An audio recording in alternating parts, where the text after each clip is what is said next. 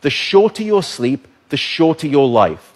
The decimation of sleep throughout industrialized nations is having a catastrophic impact on our health, our wellness, even the safety and the education of our children. It's a silent sleep loss epidemic, and it is fast becoming one of the greatest public health challenges that we face in the 21st century. The disruption of deep sleep is an underappreciated factor that is contributing to cognitive decline or memory decline in aging, and most recently we've discovered in Alzheimer's disease as well. There's a structure that sits on the left and the right side of your brain called the hippocampus.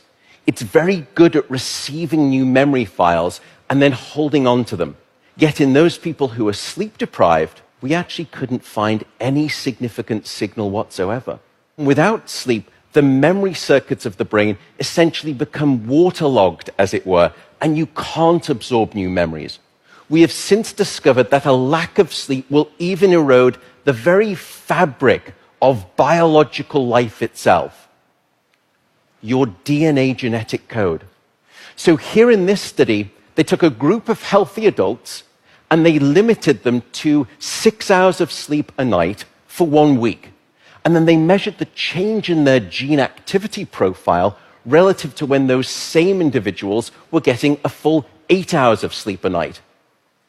And there were two critical findings. First, a sizable and significant 711 genes were distorted in their activity, caused by a lack of sleep. The second result was that about half of those genes were actually increased in their activity, genes associated with the promotion of tumors, genes associated with long-term chronic inflammation, and genes associated with stress, and as a consequence, cardiovascular disease. There is simply no aspect of your wellness that can retreat at the sign of sleep deprivation and get away unscathed. And at this point, you may be thinking, oh my goodness, how do I start to get better sleep? What are your tips for good sleep? The first is regularity. Go to bed at the same time, wake up at the same time, no matter whether it's the weekday or the weekend. Regularity is king, and it will anchor your sleep and improve the quantity and the quality of that sleep. The second is keep it cool. Your body needs to drop its core temperature by about 2 to 3 degrees Fahrenheit to initiate sleep and then to stay asleep. And it's the reason you will always find it easier to fall asleep in a room that's too cold than too hot.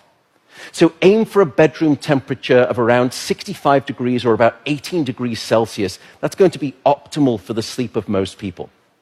Sleep, unfortunately, is not an optional lifestyle luxury. Sleep is a non-negotiable biological necessity.